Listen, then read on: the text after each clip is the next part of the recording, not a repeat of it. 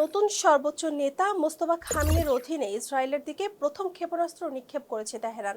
সোমবার এই হামলার ঘটনাটি ঘটে।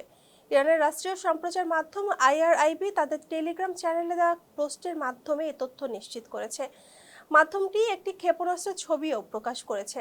সেই ক্ষেপণাস্ত্রের গায়ে লেখা ছিল, আপনাদের সেবায় প্রস্তুত, সৈয়দ মুস্তফা। ইরানের সর্বোচ্চ নেতার অধীনে এই হামলাকে প্রতীকী বার্তা হিসেবেও দেখা হচ্ছে।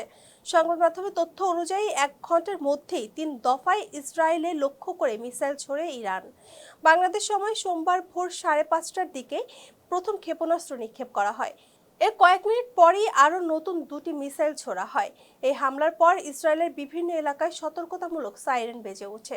জীবন অবাক না করলে কে করবে? 28% মিল্ক ফ্যাটের অবাক করার সাথে ফ্রেশ মিল্ক পাউডার। জীবন অবাক করুক প্রতিদিন। সংবাদ মাধ্যম টাইমস অফ ইসরায়েল জানায়, তেল আবিব সহ মধ্যমাঞ্চল এবং অন্যান্য এলাকাতেও সাইরেন শোনা যায়। হামলার সময় মানুষকে দ্রুত আশ্রয় কেন্দ্রে যেতে বলা হয়। প্রাথমিকভাবে জানা গেছে, একজন নারী ক্ষেপণাস্ত্রের ধ্বংসাবশেষে আহত হয়েছেন। তাকে দ্রুত চিকিৎসা দেওয়া হয়েছে বলে জানা যায়। এর আগে গত সপ্তাহ থেকে ইসরায়েলের ধারাবাহিক হামলা চালাচ্ছে ইরান। এসব হামলায় এখন পর্যন্ত অন্তত 13 জন ইসরায়েলি নিহত হয়েছেন। এছাড়াও আহত হয়েছেন 1929 জন বেশি মানুষ। ইসরায়েলের স্বাস্থ্য মন্ত্রণালয় জানিয়েছে, শুধু গত 24 ঘন্টাতেই ইরানের হামলায় আরও 157 জন আহত হয়েছেন।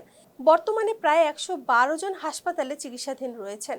তাদের মধ্যে 9 জনের অবস্থা আশঙ্কাজনক বলে জানিয়েছে কর্তৃপক্ষ। এতক্ষণ সাথে ছিলাম আমি শম্পা আক্তার। ফেস দ্য পিপলের সাথে থাকার জন্য ধন্যবাদ।